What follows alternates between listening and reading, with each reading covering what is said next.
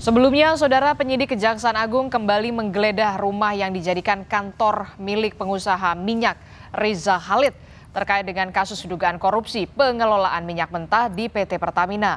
Penggeledahan ini merupakan penggeledahan lanjutan yang dilakukan oleh tim penyidik Kejaksaan Agung untuk mengumpulkan barang bukti tambahan dalam pengungkapan kasus dugaan korupsi pengelolaan minyak mentah di PT Pertamina. Dari penggeledahan sebelumnya penyidik menyita ada 34 order, 89 bandel dokumen, uang 833 juta rupiah, serta 1.500 dolar Amerika Serikat dan juga ada 2 CPU komputer.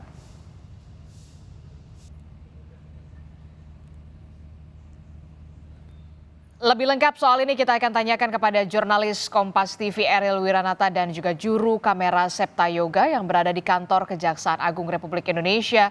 Selamat pagi Eril. Eril, sudah ada tersangka baru semalam yang sudah ditetapkan oleh Kejaksaan Agung dan apa hasil penyelidikannya atau hasil penyidikannya hingga saat ini dan peran dari para tersangka ini seperti apa? Ya benar sekali Disti, memang bahwa dari Kejaksaan Agung telah menetapkan 2 tersangka baru yang berinisial E dan MK. Dan peran mereka kedua adalah yang dimana mereka membeli RON 90 dengan harga RON 92. Dan selain itu juga memang dari MK ini memberikan perintah kepada E untuk melakukan blending terhadap RON yang dimana 90 dan turunannya sehingga untuk dilakukan blending dengan RON 92. Dan selain itu juga memang mereka melakukan pembayaran secara langsung. Hal inilah yang membuat harga semakin tidak wajar kepada RON 92 tersebut.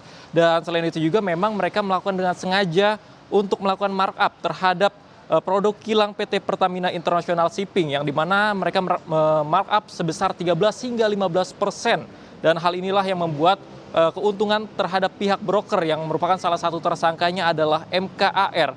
Dan selain itu juga memang dari PT Pertamina menolak bahwa adanya oplosan yang dilakukan oleh PT Pertamina. Dan sebelumnya memang dikatakan dari Kejaksaan Agung tersendiri bahwa pengoplosan tersebut terjadi pada maksud saya kejadian ini terjadi pada 2018 hingga 2023 dan hingga saat ini juga dari Kejaksaan Agung masih mengkaji terkait dengan distribusi yang dilakukan, apakah memang dari 2018 hingga 2023 ini dilakukan distribusi secara langsung kepada masyarakat ataukah seperti apa nantinya. Dan memang fakta hukumnya mereka membeli RON 90 dengan harga RON 92 dan memang kerugian negara hingga saat ini ditaksir sebesar 193,7 triliun dengan total kerugian tersebut yang dimana terdapat 5 komponen yang dengan rincian 35 triliun terhadap ekspor minyak mentah, kemudian 2,7 triliun terhadap impor dari broker, selanjutnya adalah 9 triliun terhadap impor dari kerugian BBM, dan 126 triliun pembelian kompensasi, dan 21 triliun terhadap pemberian subsidi. Disti. Terkait dengan dugaan pengoplosan atau blending yang kemudian dikatakan oleh Kejaksaan Agung ini kemudian kita tahu dibantah oleh Pertamina, bahkan Menteri SDM Bahlil Lahadalia mengatakan BBM sudah sesuai dengan standar. Nah, terkait dengan hal ini bagaimana pendalaman dari penyidik Kejaksaan Agung soal dugaan blending atau pengoplosan dari RON 90 ke RON 92 ini, apakah hanya di waktu 2018 hingga 2023, termasuk juga apakah ini pengoplosannya dilakukan, dugaan pengoplosan dilakukan di Indonesia atau kemudian di Singapura?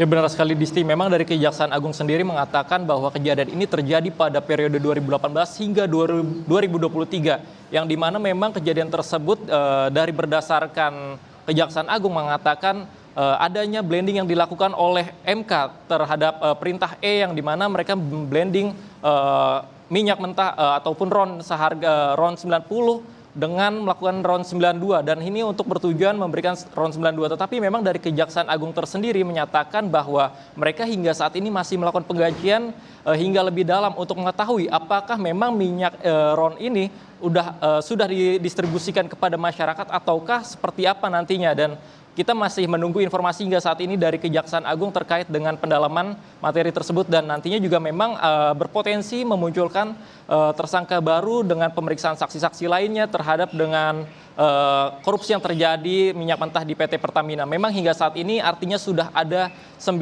tersangka dari yang dimana sebelumnya pada hari Senin lalu dikabarkan sudah terdapat 7 tersangka dan hari Rabu lalu terdapat 2 tersangka terbaru. Bisti. Oke, baik, kita akan tunggu nanti bagaimana penyidikan dari penyidik Kejaksaan Agung Republik Indonesia terkait dengan kemungkinan adanya penetapan tersangka lain setelah ini. Terima kasih informasinya jurnalis Kompas TV Eril Wiranata melaporkan langsung dari Kejaksaan Agung Republik Indonesia.